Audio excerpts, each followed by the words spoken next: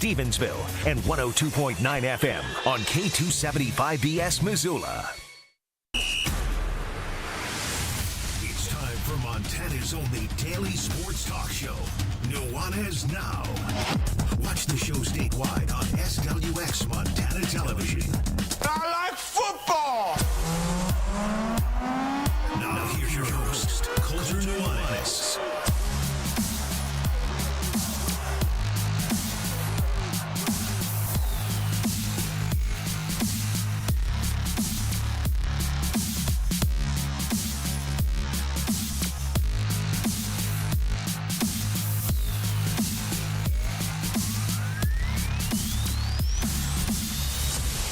Hayden's loving the bear. It's right behind me.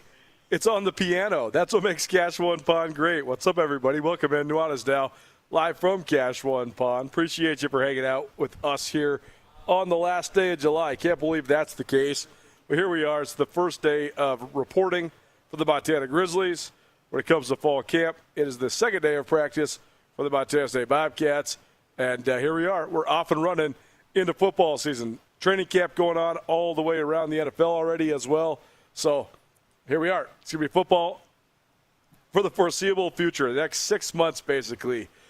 It's funny because I say this all the time, but I love it and I also dread it, but I also love it. So I've been anticipating when we can actually dive into all this stuff, but also have been, not want summer to be over, but it's good. We've had a great summer. We've had a fun time. I've taken a little bit of time away, and we've had some short weeks, and now here we are. We're rolling, and we got some exciting news coming up here at ESPN MT. We're going to have to wait for about another week to tell you, but I think that everybody and anybody is certainly going to be excited. But we certainly have plenty to get to today. As I said, we're coming to you live from Cache One Pond, the premier pond shop in western Montana. We are just past the airport, just short of the Y, so if you'd like to come say hi. I got a little bit of swag. I got a couple hats, a couple sunglasses, some stickers. So come say what's up. But also come check out these guys' unbelievable inventory. I was just taking a look around the shop. First of all, they reorganized it. It looks awesome. But they got all sorts of stuff out here. So come say what's up to us. Come give us your feedback. Let us know what you want us to talk about. Get some swag, et cetera, et cetera. Today, though, we're going to talk some NFL through the lens of Cache One Pond because these guys are all big sports guys. So we are actually going to talk about the respective teams of these guys out here. We got a Cardinals fan, we got a Vikings fan, we got a Colts fan. So I'm a little tepid about of all three of these. I think all these guys are going to be sort of riding the lightning when it comes to who's good, who's bad, who's what. But we'll talk all three of those teams. Be a good entry point. We're going to start doing our NFL over-unders next week with Brooks Nuanez. So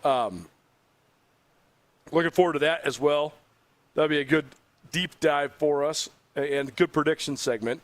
We're also going to hear from Eli Gilman, one of the best players in the United States of America. Caught up with Eli in Spokane, Washington. He is not only the reigning Big Sky Conference Offensive Player of the Year, he's also, of course, then the preseason Offensive Player of the Year. But it's always fun sitting down with Eli. He's a unique guy. He's got a good head on his shoulders. I really enjoyed getting to know him over the last several years. And I think he's primed for a huge year in his final year for the Grizz football team. We're also going to talk a little Grizz fall camp, not necessarily from a position-by-position perspective, but from a procedure perspective. One of the biggest questions I've gotten over the last, I guess, since February, so let's call it 5 months, when Bobby Hauck exited and Bobby Kennedy entered, everybody's been asking me, number one, how's Bobby Kennedy going to be as the head coach? I have no idea. I have no idea until we see him coach a game. But the number two question I've gotten is, how different is Bobby Kennedy for you? The answer is very different, certainly. And, I'm not naive enough to think that Bobby Kennedy being more engaged in the media and treating us and all the rest of the media, I'm not going to say better because I had a perfectly fine relationship with Bobby Hauck, but I do think that Bobby Kennedy being more engaging, I think long term is going to be beneficial for not just the football program, but the athletic department and the the University of Montana in general. What does that mean for wins and losses, though? That's the balancing act here, right?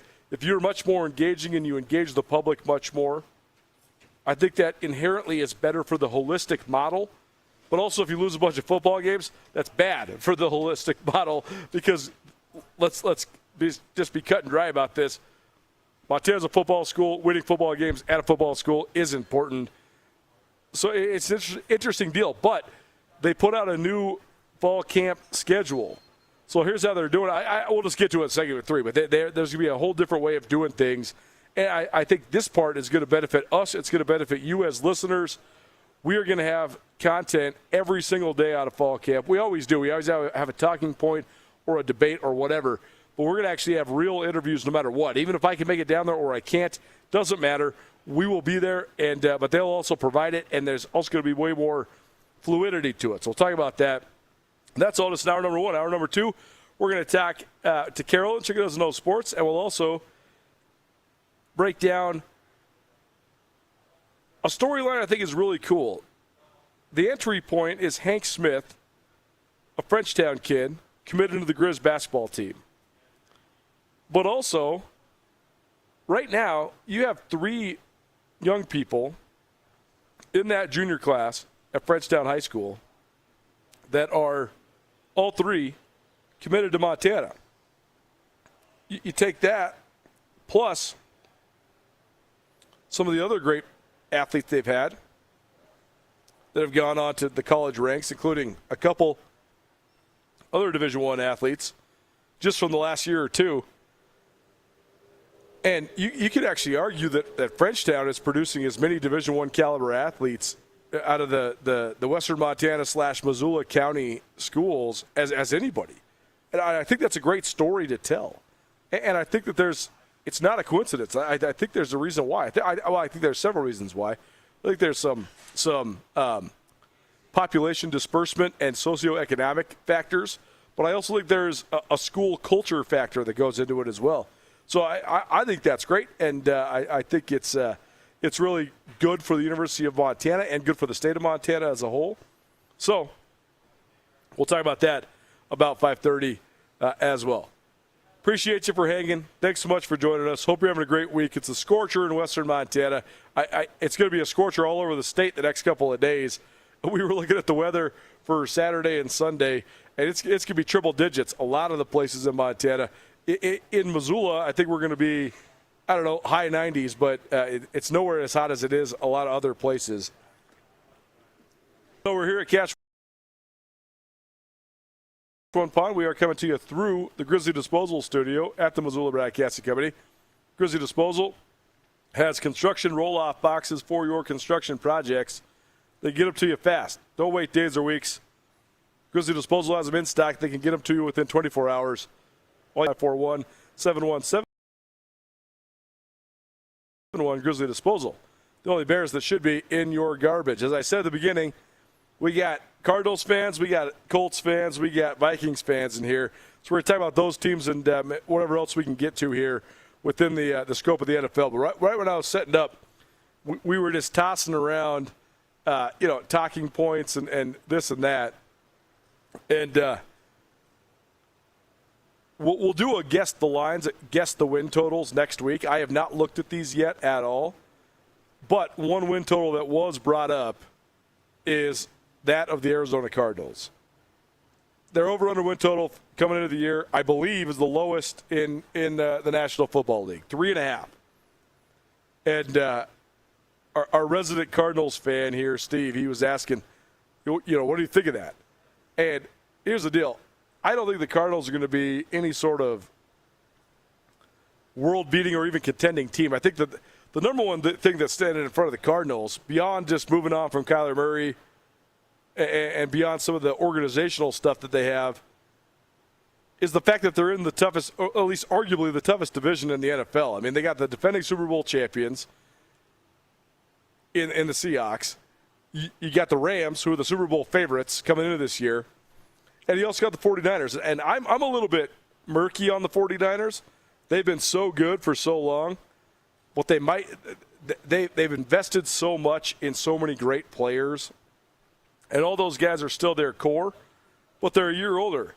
And every year you say, well, man, if San Francisco's best players can stay healthy, they're going to stay healthy. They are really good. But when they don't, they're really bad. But San Francisco was good last year, and I think they have a chance to be good again this year. So that's the biggest challenge for the Cardinals is their 6 division games come against those teams. They got to play all 3 of those teams twice. How many wins is Arizona going to get in those games? I mean, if you have a great year, you exceed expectations, you're winning 2 or 3 of those games. But when you're a team that's only expected to win 3 or 4 games total, that's tough sledding. That's all to say, though, that 3.5 over-under win total. I mean, again, we'll do the guess the lines next week, but I'm taking the over just because we've seen really bad teams still figure out a way to win 4, 5, or 6 games. I mean, these guys are still professionals. The difference between a downtrodden Cardinals team and one of the better, best teams in the league, it's not that much. I was thinking about this earlier today. In college football, we get so skewed because in college football you focus on the top 25 or the top 30 teams, and then you think, well, all these other teams that are playing in these conferences, all these other crossover games, these teams aren't even close to these top 25 or top 30 teams. That's right. That's true. Because there's 125 teams. In the NFL, there's only 32 teams. You're a top 25 team no matter who you are. And even if you're right outside that top 25, you're still right there. So I'm not sitting here standing for the Cardinals, but I do think that a 3.5 over-under win total is pretty insulting for anybody. I mean, the Titans have been so bad the last couple of years. Carolina had some terrible teams a couple of years ago. Browns have had some teams that are pretty awful. Those teams are still getting – I mean, Titans with Will Levis won 3 games. So I just think that the Cardinals they don't have nothing. They certainly have to figure out the quarterback spot, and they have 3 very mediocre options. Jacoby Brissett has been, I think, fine at best and subpar to bad at worst. Gardner Minshew has shown some strides or shown some flashes, but he's not somebody you can hitch your wagon to. And then they have a guy that I think that the world is interested to see how he's going to be. But will he actually be good? That's Carson Beck out of Miami. That's one of the biggest disconnects for people that are huge college football fans is if you got a guy like Carson Beck who leads his team to a bunch of wins, leads them to the national championship game at Miami, why is this guy only a third-round pick? Well, first of all, that's how hard it is to play quarterback in the NFL. Second of all, it's a completely different game. Third of all, he's a lot older. He's been in college for a lot of years, so maybe he doesn't have the same potential.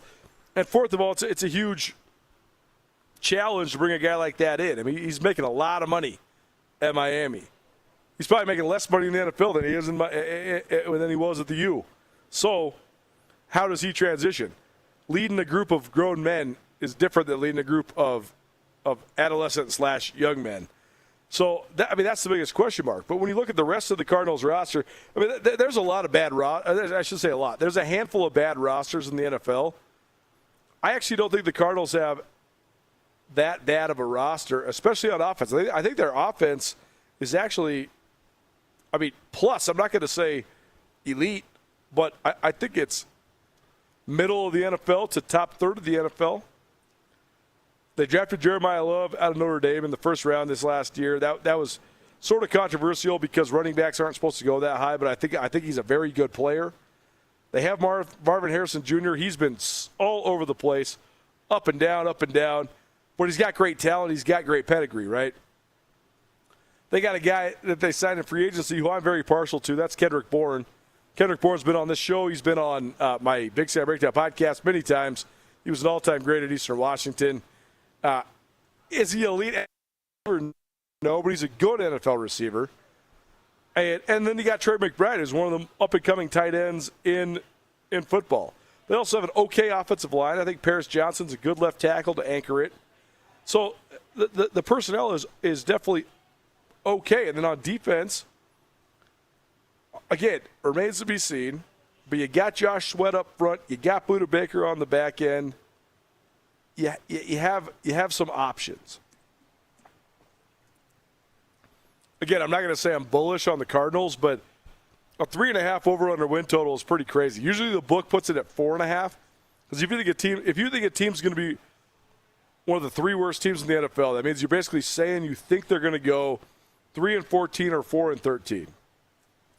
But the book usually errs on the side of 4.5 because they think that a bunch of people are going to take the under because they think that's going to be the worst team in the league. I actually don't know who I think is going to be the worst team in the league, but I have a hard time believing it's the Cardinals. Again, I don't think they're going to be a top 20 team, but I also don't think they're going to be the worst team in the league. So we'll see. But it's going to be interesting to see because they were good 2 years ago. I shouldn't say good, but solid 2 years ago. And they've been trying to find it ever since. They nearly made the playoffs in 2024. String together 8 wins, went 8-9, and it was a season of streaks. Started 2-4, won 4 in a row, lost 3 in a row, and then split the last 4. But then last year, it was. I mean, they started. People forget this. Arizona started 2-0 last year. Their only other win was coming out of their bye against Dallas on November 3rd. Then they lost them all the way down the stretch. So they were sitting there at 2-0 and then 2-5. They got to 3-5. Then they lost 9 in a row to finish 3-14. You have to wonder if part of that is because, I mean, when you draft a guy number 1 overall, you pay him like you did with Kyler Murray, and then it's very clear that he is not going to be the guy, and that's because he's hurt, but also because he's a bad fit, and also because you basically decided that you're separating from him. It's a weird spot to be in as a franchise, and actually it's probably better for you to tank. I mean, to not make it happen. And that's what they did. If you're sitting there listening, thinking, well, Jacoby Brissett was the guy that was a part of all those losses. I mean, since that when they moved on from Murray mid-October, Brissett only won 1 game, and he lost all the rest of them. I think he went 1-11 as the starter.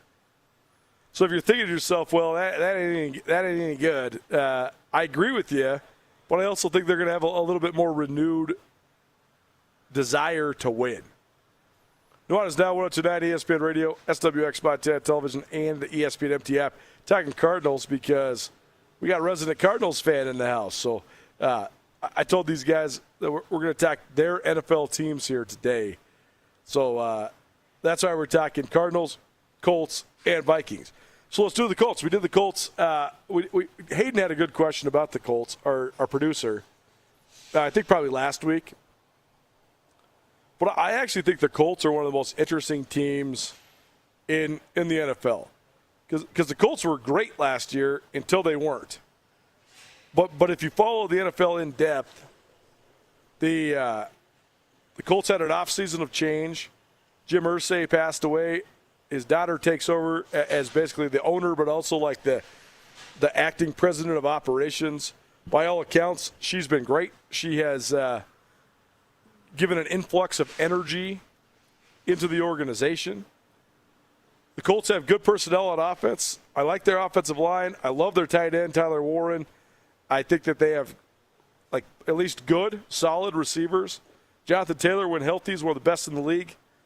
It all comes down to the quarterback. Defensively, they were salty last year, so I think their defense is going to be at least okay, if not good. They got Sauce Gardner. That's a great pickup. They have a great secondary. They should be good to great on defense. I think they have a chance, if they fulfill their potential, to be a top 8, top 10 defense. And I like the offense. I think they have solid players across the board. I think they have an elite running back and an elite tight end. I think they have a good offensive line. It's not as good as it once was, but it's a good offensive line. It all comes down to Danny Dimes, man. As I said 2 weeks ago, will the real Daniel Jones please stand up? Are we looking at a dude who – are we looking at the guy who led the Giants to the playoffs and a playoff win over the Vikings, or the guy that melted down, couldn't stay healthy, and never found his confidence after he got paid in New York? Are we looking at the guy that was unbelievable for the first 10 weeks of the year last year, or are we looking at a guy that's old and washed up that's coming off a torn Achilles? I just don't know. Daniel Jones has that prototype size and the big arm. So I think a lot of people that don't watch the Colts a lot don't understand that he's not your prototype pocket passer. He's an above average, if not great athlete for an NFL quarterback. He runs really, really well. But that's the big question. Is he still coming off a torn Achilles, coming off all the injuries that he's had? Is Daniel Jones ready to be the guy? If he's not, then what? I was trying to weigh, what's the best case scenario for the Colts?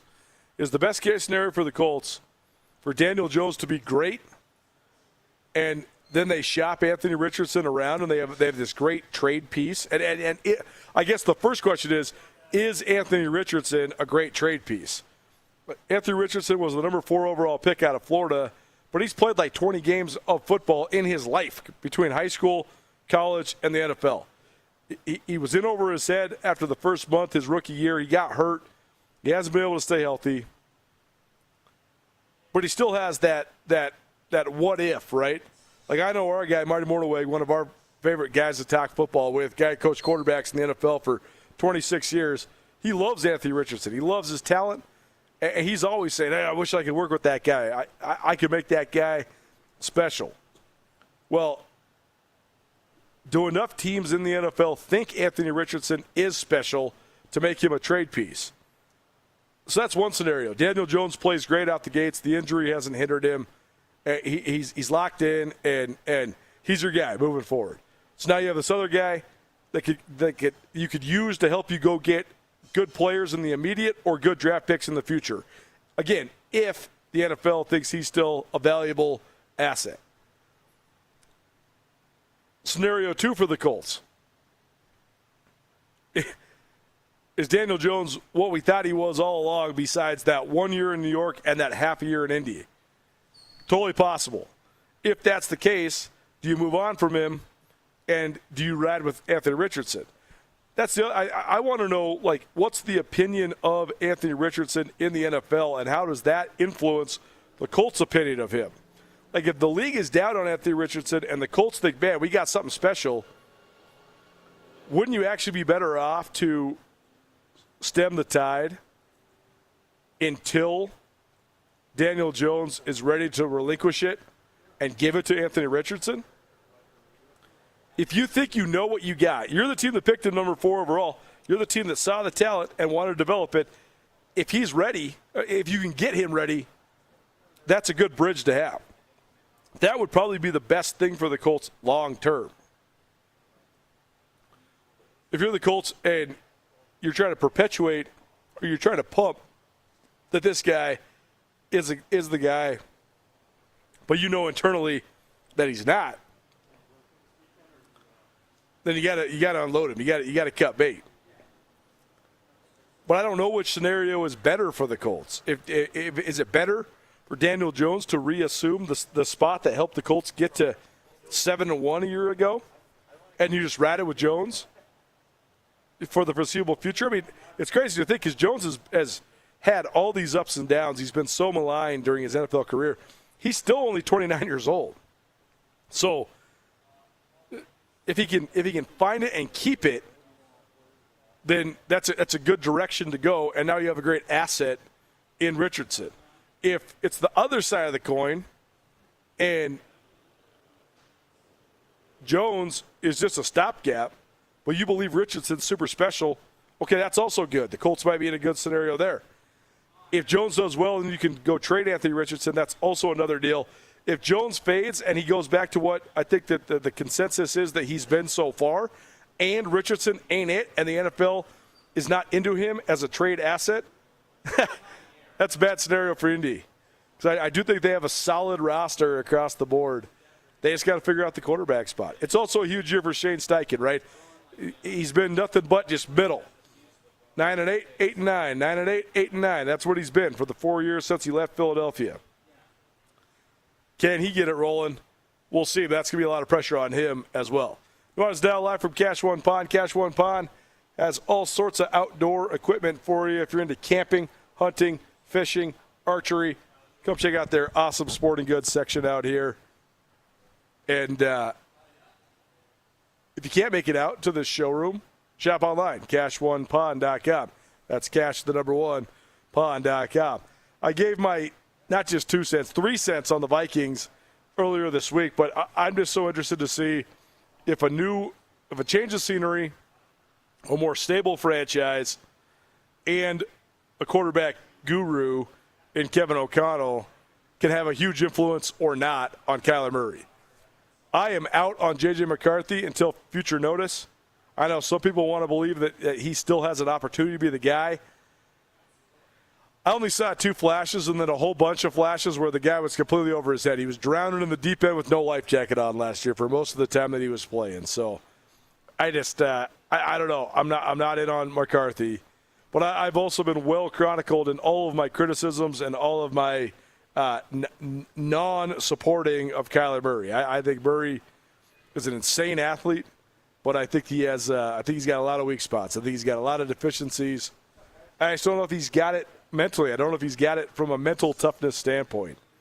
So we'll come back to the Vikings a little later on in the show here. But I'm still trying to decide. I think the Vikings have a good roster. I think the Vikings could be solid if Murray is good. I just don't know if Murray can be good. And again, maybe Murray has been all over the place because he's been playing for the Cardinals. He's played for multiple head coaches. And he had the pressure of being the number 1 pick. And he had the pressure of saving a franchise. He doesn't have to save nothing in Minnesota. He's just got to be all right. He's got to be okay. And what franchise has revitalized quarterback cast-offs careers more than Minnesota? Very few. So I think that Murray, if he's good, the Vikings could be okay. The other problem for Minnesota is their division is just stacked. It's the same proxy that Arizona's got, right?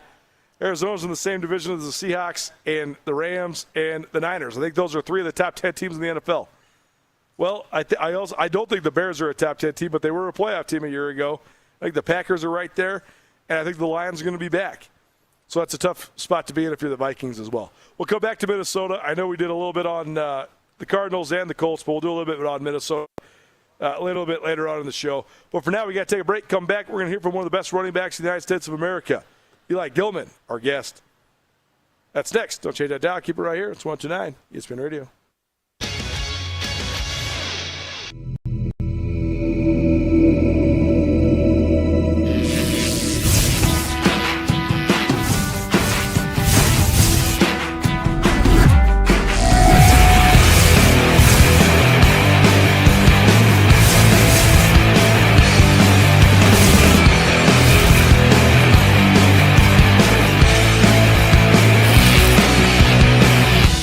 Jewelry Design Center. We want to be your jeweler for life.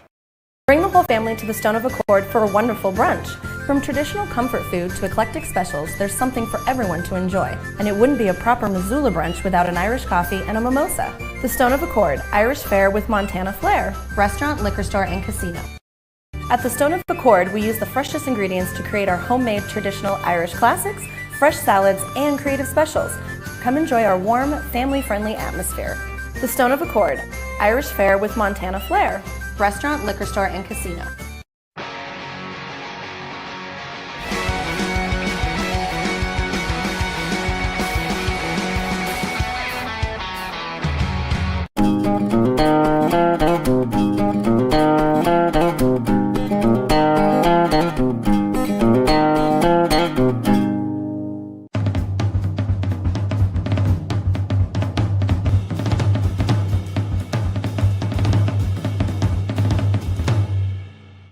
In honor of our great nation's 250th anniversary, Mattress Firm is having its biggest 4th of July sale ever. The entire lineup of top-rated mattress brands are on sale with prices starting at $149 up to top-of-the-line mattresses with lifetime warranties. Get the sleep you deserve with payments starting at $39 a month. Mattress Firm has pillows, sheets, adjustable bases, all on sale too during their biggest 4th of July sale ever. Locally owned and nationally known Mattress Firm. Mattress Firm, where it's easy to get a great night's sleep.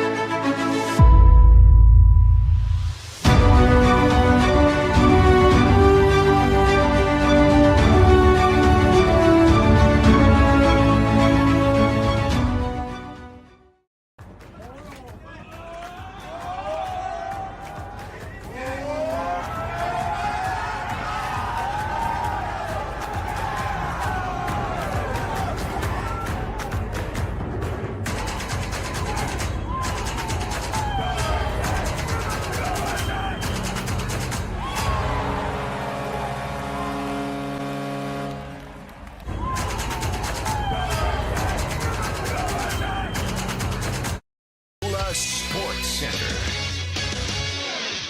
Hank Smith won't have to travel far to chase his Division I hoops dreams. Hello, I am Hayden Smith, the Frenchtown Rising senior, who received all-state honors as a sophomore as well as his junior Southwestern A MVP season, announced his commitment to the Montana Grizzly basketball program on Wednesday. Smith has guided Frenchtown to the Class A state tournament each of the past 2 seasons. After getting bounced in 2 games as a sophomore, Smith's Bronx lost to Dillon in the semifinal before beating Butte Central and Lockwood to secure a third-place trophy. The 6'6", 225-pound power forward has emerged as one of the top prospects in the region because of his powerful explosiveness and his sweet post moves. He has thrived in high school and on the club scene, earning offers from Colorado State, Air Force, and several Division II schools along with Montana. Smith is the first recruit for Montana head coach Travis DeCure to come from the state of Montana since Missoula Hellgate alum Connor Dick joined the team in 2023. Dick will be a redshirt junior this season and a redshirt senior when Smith arrives on UM's campus. In Grizz football news, Chris White has officially been announced as the University of Montana special teams coordinator. White spent the last 3 seasons at Memphis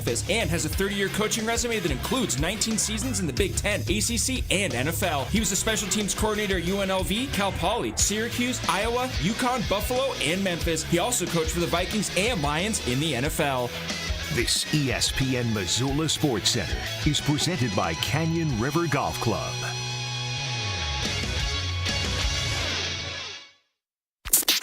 This is Nuanez Now on 102.9 ESPN Radio Missoula.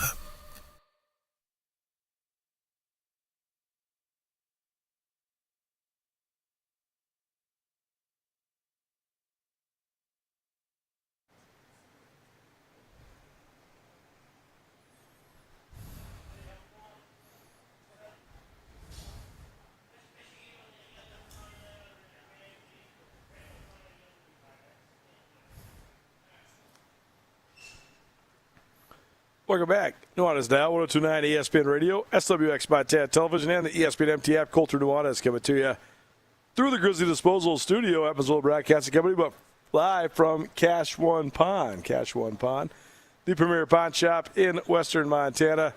They have everything from power tools to speaker equipment, jewelry to firearms. Check them out here on Roller Coaster Road or shop online, Cache One Pond. That's Cache, the number 1 pond. Also, if you need quick cash, these guys can do a quick cash loan for you. So come see them out here. Just past the airport, just short of the Y, Cache One Pond. Happy to do Nuanez Now live from here once a month. All right, there's a great text from our listeners. If you want, text in your thoughts, your questions, all of it, 406-888-1029. This text says, is Aaron Rodgers actually going to be able to take the Steelers past the first game of the playoffs? Second part of the question is DK Metcalf going to question, is Mike McCarthy a good fit? Man, I was really thinking about this the other day because the way I think about the NFL, I think that organizational stability is one of the most important things that you can have. I actually think it is the most important thing you can have. If you have good ownership, a great front office, and then that filters into the relationship with the coach, and then that filters into the relationship with the quarterback, I think that that's the way to have consistent success in the NFL. For so long, when I was a kid / a young man in this business, the tried and true franchises had the organizational stability that I'm talking about. Like the ones that were always right there because they were always just steady Eddie were the Pittsburgh Steelers and the New York Giants. The last 30 years, for sure. The Packers, too. The Packers have always been sort of right there. Well, I've been thinking, though, certainly the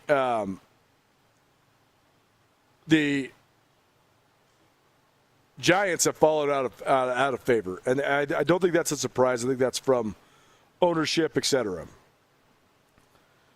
But I wonder if the Steelers have, too. The Steelers have been hanging by a thread, right? They've been barely making it in the playoffs year in and year out, but they still make the playoffs, so it's hard to actually tear the Band-Aid off. Tearing the Band-Aid off and firing Mike Tomlin or moving on from Mike Tomlin, that could go one of two ways. So that's a great question. We'll come back to that in hour number 2, but for right now, let's hear from one of the best players in the football championship subdivision. Yeah, a lot this summer, man. How's it going? Good. I mean, real good. Yeah, good, doing? I haven't seen you at all.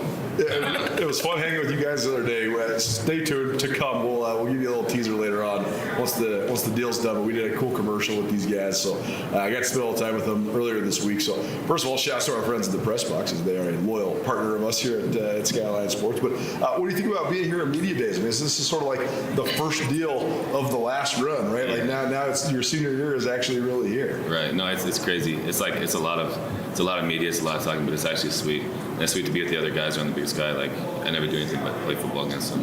Yeah. So it's actually kind of cool to talk to them without the pads on and stuff. So no, it's been a cool experience. Do you find common ground like when you talk to the other guys? I personally find common ground with a lot of people. Yeah. I love people. Some people take it deeper than football. I personally don't. If they want to do that, then I guess it's their problem. But no, I find common ground with a lot of people. So. It's so crazy to see you now. It feels like you're more comfortable on the mic. Because remember when we did Under the Helmet a couple years ago? Yeah. And like I just felt like everybody said like, no, Eli's the funniest guy on the team. But I don't think you were as comfortable on camera as you are now. I still don't I don't think I'm comfortable. I think I just figured it out a little bit. You practice. Like I still wouldn't prefer it, but I don't have a choice really. Like sometimes you have a choice when they do. Yeah. But no, I definitely am more I'm more comfortable than I was a couple years ago. Kind of like when I first got here, I don't think I said a word for like the first 2 months. Nobody wants to hear from a freshman anyway. I know, but I know that's why I didn't say nothing. And then I just started kind of coming out my shell and figured it out a little bit. So. Love it, man. Well, I wanted to ask you one thing. We've done quite a few hits this offseason, but one thing I haven't had a chance to ask you much about is having a new running backs coach, because Justin Green was there and was such an institution at Montana. He's been the running backs coach since Skyline Sports has existed. He's been there for like 15 years, and now he's obviously has a great opportunity there at Washington State. But I know you guys were close not only on the field but off the field as well. I know he's a big reason why you came to Montana. So not having him around, what's that been like? It's been different for sure. I mean, that's the only guy I've been coached by for the last 4 seasons or 3 seasons. But no, he got an opportunity and took it, which is good for him and his family, and I'm happy for him. And then we got Coach Dom, who's been great too. So, I mean, he didn't know the offense right away when in, as no one does. So we were kind of going through it together, teach each other stuff. But no, we're starting to click. The whole running back room starting to click with him. So no, we're still on the right track for sure. What are some of the biggest differences you could tell us between Coach Green and Coach Dom? Ooh, that's a good question. I'd say Coach Dom's he's You try not to. I don't try know. to dance. Can I answer this question? Can I skip to the? Yeah, you can skip. If you don't answer, you don't have to answer. You pass. Okay. It's cool seeing Dom back though, because he's had so many iterations of his coaching career. He was there when I was first covering the Grizz, and he's an offensive line, tight ends guy. Yeah. But then he went and coached running backs at UNLV with Bobby. But then he came back, and then he was the head coach for however many years. So it's been so. I mean, he's gotten himself to be a very experienced coach. When I first started, he was a young coach, and now he's been doing it for so long. So kind of cool to have him back. But I can't wait to get him on the channel, because I want to know his perspective on how Missoula has changed, because it's so much different than when he was first there. So that's really interesting. Anyways, go ahead, sorry. All the expectations. You are widely considered the best running back in FCS football. How do you deal with those expectations and still focus on what needs to happen on the field every week on Saturday? I mean, I think I put the most pressure on myself. Anyways, I think I'm the person that just throws pressure on myself. Anyway. So I see all these things and it adds pressure, but it really doesn't. I don't know. I kind of grew up my parents are if you want something, go get it. Yeah. That's how they raised us, and that's kind of what I have in my own head. I don't like to speak outwardly about it, but inside, that's what I feel like. Yeah. If I want something, go get it. So I guess I don't really think much about it's cool to see certain things and what people think, but at the end of the day, it's up to me, and if I want to go do something, I'm gonna go do it. It's kind of. Yeah, right. So for the Grizz to accomplish their goal, obviously, I know what the old 4 goals used to be under Haupt, but obviously you guys got a new head coach. So what does that look like for you guys accomplishing your ultimate goals this season? I mean, it's the same thing. It's Montana football. New coach, it's still Montana football. And we got some coaches that have been here the whole time. With Coach Howard, a lot of them left, but we still got Coach Pease. He's gonna keep it Montana football. Oh yeah. You know how it gets. So again, the goals are still there. Coaching style may have changed, but the attitude doesn't change. Do you think about your own personal legacy at Montana? I do sometimes, yeah. Like I try not to just focus on myself in that aspect because I know like I try to get better for myself and like for the team around me because I know if we're all doing our job, we're gonna be just fine. But like at the end of the day, I think about it sometimes, but I probably won't sit there and think about it until I'm done. Like, Sure, yeah. But like, do you like understand the place you're at right now, like in Big Sky history, like in Montana history first and foremost, but then also in Big Sky Conference history? Not overly. Like I've looked at it a couple times, but I try not to like focus on those things because I don't know, I can get like wrapped up in the wrong stuff. And that's Sure. So. Well, part of your job is to be the best running back. You know what I mean? Yeah, like, absolutely. If you're doing your job right, that's pretty cool. I mean, do you think about the records? Is that something that's on the floor? That's on. I mean, that's obviously like it's a thing. Like I'm not gonna sit here and ignore it. Yeah, I mean, you have to. But like again, kind of like I said earlier, like if I'm doing my job correctly, I think those things kind of just naturally fall into place. No doubt. So that's kind of where I'm at. When you think about that young Eli Gilman, who didn't want to say a word and was quiet for the first 2 months, to now where you are today, not just in the locker room around your teammates, but also on the field, what would you say has been the most impactful part of the last 4 years? Impactful part, honestly, stay like kind of being a sponge and taking in information from the older guys, especially my old coach, Coach Green. Like the more I kind of like got better at football and grew like as a man, has become just from really like listening to the older guys. Yeah. Like I was like Osmo and X and Zay Childs. And, like they all like know like way more than you think if you actually sit there and just listen to them. And even the ones that don't talk, you sit there and watch. Even like Patrick O'Connell, I played with him for 1 season, but I don't even know. Lead by example. I don't even know if we talked. But like you just watch him function. It's like, all right, like he's a great football player. He's got great habits. He's a great man. Like even now, like a good family man. It's like those kind of things. Like if you want to grow and take things in, like you will grow. Yeah. And become a better man. So. Absolutely. Yeah, it's cool getting a chance to observe those guys. It like, kind of shows you what it takes too, right? Like to get to the top level and stay at the top level. Exactly. Like yeah, kind of exactly like you said. Like I've seen, like even like Robbie when he was here, he's workhorse. Like just going. Never. Those who know. Those who know. Robbie was like, grinding. Invincible for some reason. Yeah. I don't know. But like that's like what it takes to get somewhere. Like I've seen it. Like I experienced it. So like it's nice to carry that and like share it on to those people who haven't experienced it yet. Absolutely. Being around guys like this weekend that maybe aren't your teammates, but you see them that they've also achieved great things, have been at a high level too. I mean, is that like inspiring you as a competitor? As a competitor, for sure. Yeah, it gets you fired up a little bit. Kind of like I said, I like to keep it lighthearted. Sure. You know, but like there's definitely things that'll like ignite that competitor in you for sure. So. Who are some of the young guys we might not know about right now, but by the time December, January comes around, we're talking about what the season was. Who are some of those guys we'll be talking about? I think you've seen a couple of them, maybe not as much as you will this year, but like Hasheem Jones, Celtic Bridges. I mean, you saw Brooks Davis last year, but he's on to something. He's on to something this year. Okay, talk about it. You saw Kaylee, and those dudes, they got it. Yeah. Like, they got it. We got the new transfer, RB's coming in. He's a stud. Chase Cook is doing really good. We got a whole bunch of talent. Like, we got a transfer receiver who's a stud. Like we got a whole lot of weapons. Okay. Like, a whole lot of them. So, I'm so excited. Yeah, it's fun to watch sort of I mean, because there's going to be a whole bunch of new faces, right? Especially at receiver. So, I mean, did you like what you saw of those guys? Yeah. Obviously, big shoes to fill with Michael Wortham moving on. Right. No, you got to like what you see. Like, play action, deep ball. Like, you love it. Like, Mike did everything. He did everything. That was, like, it was so sweet. And also, like, it opened up the run game when you got to worry about Mike doing 8 things. I don't know. I love seeing my teammates succeed just as much as I like to succeed. Yeah. So, I guess that's kind of how I look at it. The way that Ayat carries himself is also fun to watch. You can tell he's like he's driven by it, right? Yeah, he got some swagger too. Yeah, he does, and you can tell he's like he like wants to be great, and he's really focused on being great too. So having him like grow into that and grow up like he did, and now become one of the best guys in the country, how much do you think that's giving you guys a boost? Oh, it's giving the whole team a boost like tremendously, and like you can tell he's been confident in his ability to play ball, and then he's been really confident in his ability to lead too. Not just by example, but vocally too, and it like even inspires me and the older guys. Like he's not the oldest on the team, but he like sometimes you think he is the way he talks and inspires others.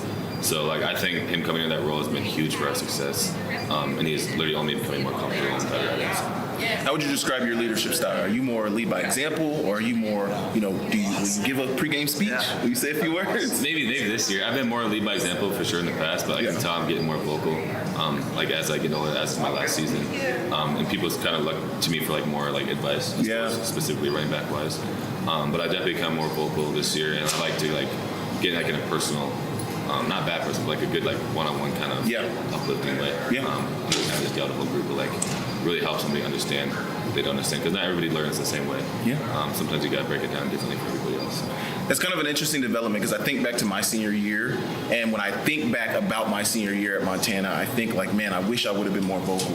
Right. Because like you start to look around the locker room when you become that older guy, and like you're used to other guys stepping up and being the ones to make the speech, and now nobody's stepping up. It's like, oh wait, I'm that guy. I'm supposed to be that guy now. So is that kind of what you've kind of experienced this offseason? Oh yeah, well, like way too many times. It's like people like get a break, like they're looking around. I'm like, it's probably my turn to like, get the break. Or, like anything else, it's like I think it's my turn to speak. Yeah. You know, it'll catch you sometimes, but no, I'm figuring it out. You're right. Sure. Well, how are you going to go about do like you keep saying, go back to doing your job and be focused with this year, but also enjoy yourself? I mean, soak up the last season. I just, as long as I keep like a grateful mindset, like I think that vitamin G, baby. Yeah, take it every day. Yeah, no, I just really though, like I'm blessed to be here, blessed to be with like favorite people. So like as long as I keep that at the front of my head, like I think everything else will be fine. Any thoughts on preseason player of the year? I mean, I don't know. I've never been a big fan of preseason. Yeah, right. Yeah. Because I don't know what it means at the end of the day. It means he did good last year, but I don't know if that matters. So it's cool, but like, nah, it doesn't really matter until you prove it does. Yep.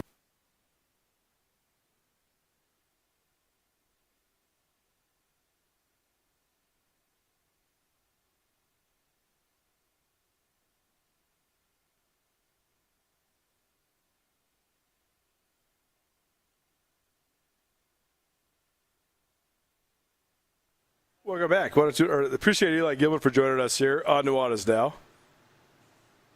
Fun sitting down with him whenever we get a chance. And I think Grizz fans need to be appreciative for the time, but also just the loyalty that he showed Missoula and showing the state of Montana.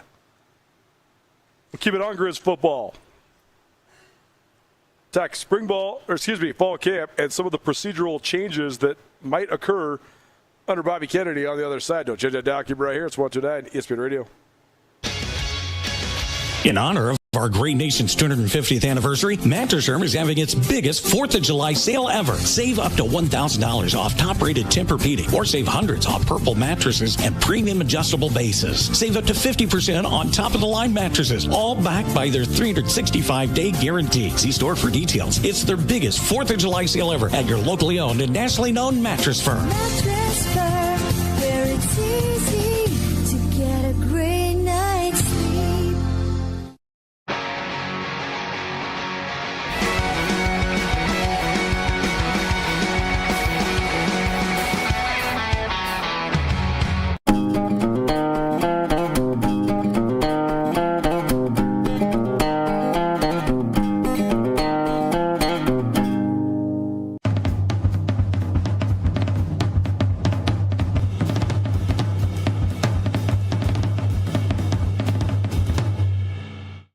Les Schwab changed the tire game more than 70 years ago.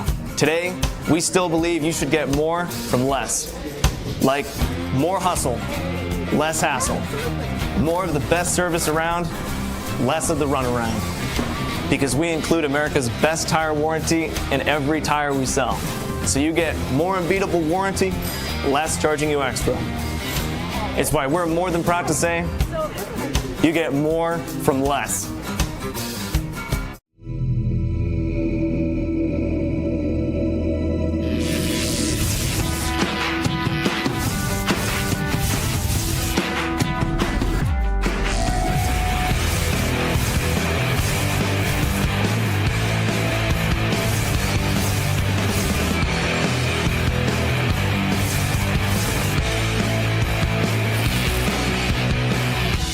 Jewelry Design Center. We want to be your jeweler for life.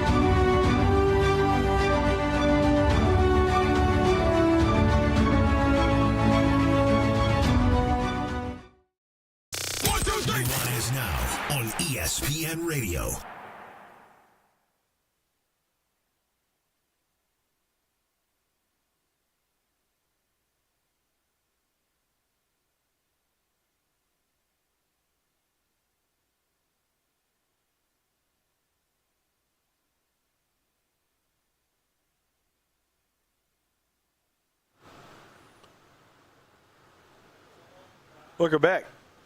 Nuanez Now, live from Cash One Pond, the premier pawn shop in western Montana. Appreciate you for hanging with us. Hope you had a great week. Hope you had a great month. Can't believe it's already August, but here we are. And it's full football mode now. The Bobcats started yesterday. The Grizz start today, so we are in the thick of it, and very excited about that. If you missed anything in the first hour of the show, you can hear from Eli Gilman, Grizz All-American running back. You can also hear my takes on a couple of the middling teams in the NFL, the Arizona Cardinals, the Minnesota Vikings, and the Indianapolis Colts. All that on the Nuanez Now podcast. Please rate, review, subscribe, all that good stuff. Keep it on Grizz football after we just heard from Eli Gilman. Couple thoughts. First of all, speaking of Grizz running backs, the end of an era for the Grizz radio broadcasts, but I think this is actually be very good. Riley Corcoran entering his 11th year as the voice of the Grizz. He's done a phenomenal job there at the University of Montana. His guy in the booth has been Greg Sundberg. Greg Sundberg has actually been the guy as the color commentator for 20 years. Greg was with Mick Holeen for almost a decade and Riley for a full decade and 20 full seasons as the color commentator. He's also, of course, the deputy AD for Grizz Athletics. But he is stepping away from his duties, and so there's a replacement in order. And they announced this yesterday, University of Montana Athletics did. Familiar name, familiar face. Chase Reynolds, Drummond, Montana product, an All-American running back for the Grizz, one of the great players to ever play for the Grizz, and one of the great stories to ever compete at Montana as well. Reynolds, of course, was an 8-man football player who was a partial scholarship guy, and who then worked his way up and hit his stride and then became – 3-year starter, 3-time All-American, and then played in the NFL for a handful of years as well. I did not. It's funny because Chase is only a grade younger than me, but I did not know Chase in college at all because he was married with children when he was like 19 years old. So I didn't know him at all, but I've gotten to know him now professionally and personally over these last however many years since I've been back in Missoula. And I got a chance to write his bio for the Montana Pro Football Hall of Fame, which was a great honor for me, and certainly a great honor for him and a well-deserved honor for him. But I think he'll be great in the booth, so that's a cool deal. We also talked Chris White as the new ST coordinator for Montana earlier this week. But that should also be, I think, a good hire. We'll see. We'll see how it all. I mean, everything with this coaching transition is just a wait and see. But when you're judging guys just based on their resume, it seems like Chris White has a great one. I mean, he's been in the Power 5. He's been in the NFL. He's done a good job. The thing that I'm interested in, though, and I think at least tepidly excited about, is that Montana has a new fall media schedule just in terms of the way that we're going to do the media interaction. So this has been a moving target for a long time. But this fall camp, the Grizz are just going to assign a position that's going to do the media for that day. So Bobby Kennedy will address the media every day. And then he'll have one of his assistant coaches, which is a huge change, address the media about that position. And then he'll have a player or two from that position address the media as well. So certainly we're going to have a lot of the same stuff. We got our partners at SWX. That crossover is just fine and in fact great. But, MTN and KCI, well, it'll be the same interview from Bobby Kennedy on all of our channels. But also, it streamlines it and makes it so that we can all sort of collaborate. And I know we all have similar audiences and different audiences too. But the fact of the matter is this is going to give us more content on a daily basis. And we're going to get to talk to the assistant coaches every single day.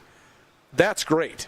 So when you're looking at this fall media schedule that Eric Tabor, the sports information guy at Montana, sent out, for example, Monday was the first day at North Blazer Field. Bobby Kennedy will talk. Brett Pease, the offensive coordinator, will talk.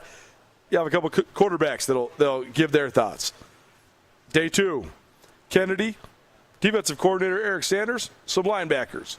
Day 3, Kennedy, wide receivers coach Eric Price, the wide receivers. So I think that's great. Like, it's going to give everybody access. They're also going to then So let's say there's a day where I can't make it down or Sean Rainey can't make it down, Kyle Hansen, whatever. Any of the reporters, any of the people that are providing this content, they're also going to then archive it and we'll have it available to us. So that's also tremendous. So like usually I make it down to fall camp, I'd say probably like half of the time. So we get some stuff. But other times, like, I'm racing back because I got to do this show, and you never know, like, what. I mean, I got a lot of stuff going on. We got sales to do. We got high school sports coverage to do, whatever. But now, let's say I miss when, Jalen Johnson, the defensive line coach, does his deal. Well, that's fine. They're going to still give us that audio and video, and we can still have it here. So we can have sound bites. We can talk around the talking points. We can analyze what they're talking about. It's great, and I'm appreciative of it. Appreciating the access that Bobby Kennedy's been providing. And again, like I keep saying, being affable, being, engaging, being fun to interview, that is at the same time really good for the football team, the athletic department, and the university. It's also not the only thing that matters, and it also doesn't win you any games whatsoever. So I love what we got going on right now. It's completely separated in my mind to what they have to go do on the field. But either way, I think this is a great procedure to operate under, and I'm excited to have way more Grizz football content for you coming up this fall camp. Hour 1 of the books, hour 2 coming at you. Carol and the Chicken Doesn't Know Sports will also trip down memory lane on both the local and national levels. That's all next, so change it down. Keep it right here. It's 129 ESPN Radio.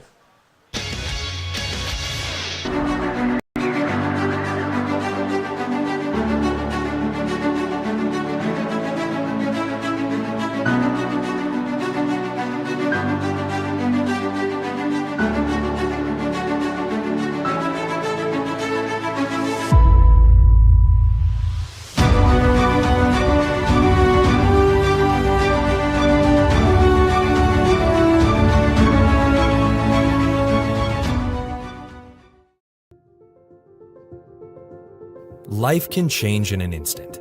If you've been hurt in an accident, suffered from medical negligence, or are facing criminal charges, you don't have to face it alone. At Ryan Miller & Coburn, we're here to listen and fight for you. We're your neighbors, traveling across Montana to stand by your side as your link to justice. Real people, real help, right here in Montana. Ryan Miller & Coburn, your Montana attorneys.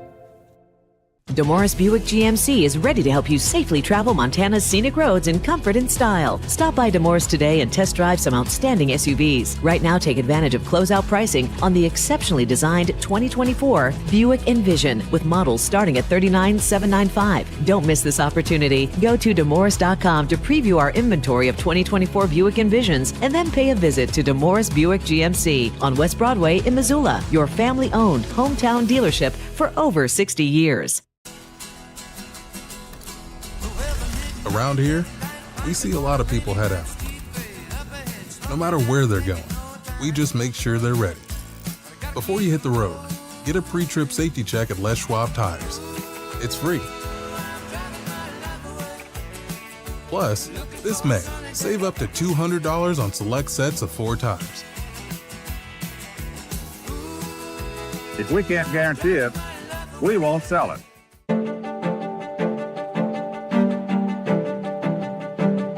Life's about the journey, not the destination, right?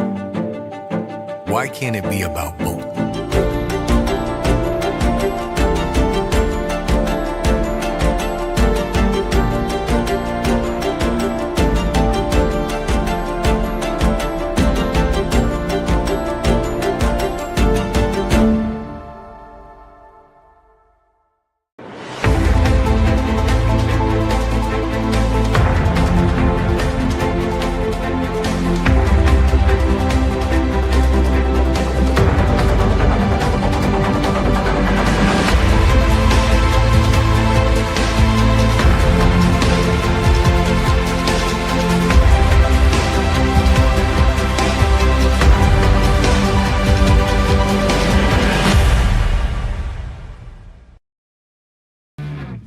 ESPN Radio for Western Montana, KKVU HD3 Stevensville, and 102.9 FM on K275BS Missoula.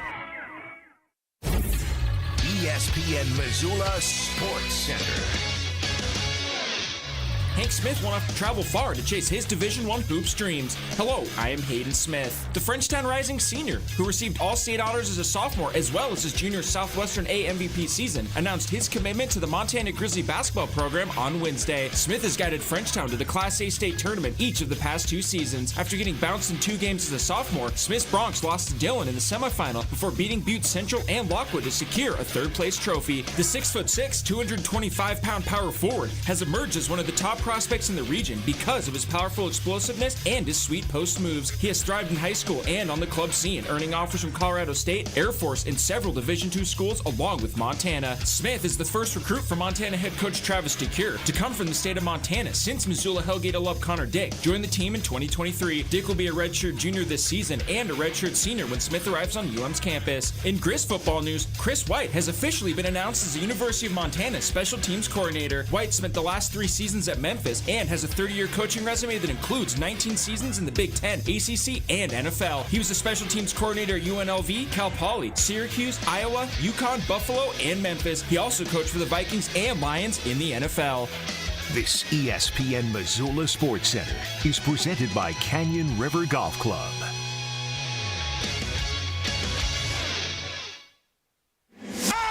It's Nuanez Now on 102.9 ESPN Missoula. Watch the show statewide on SWX Montana Television.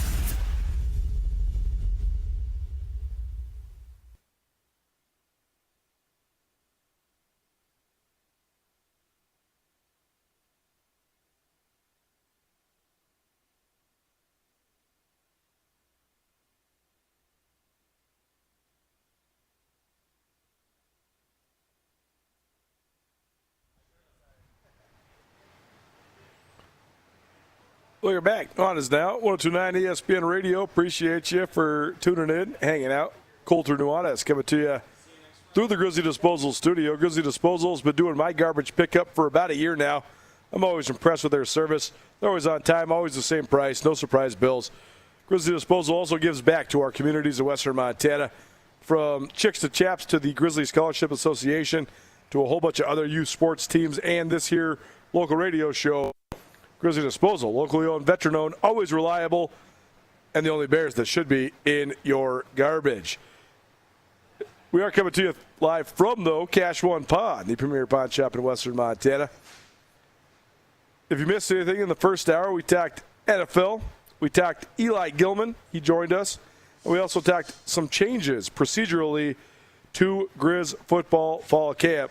All of it on the Nuanez Now podcast, which is available on all your various podcast hosting platforms.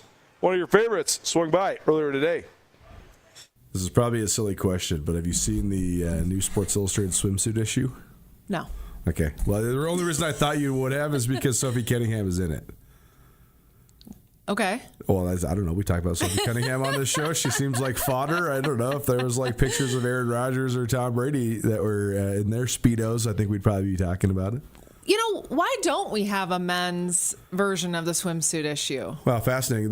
ESPN Magazine, which was a phenomenon, but for a brief moment in time, and then just then print just went away. Yeah, and it didn't go away. Actually, it's kind of making a comeback, but existed, and then wasn't as prevalent. They used to have this a yearly issue called the Bodies issue. Yes, I do remember that.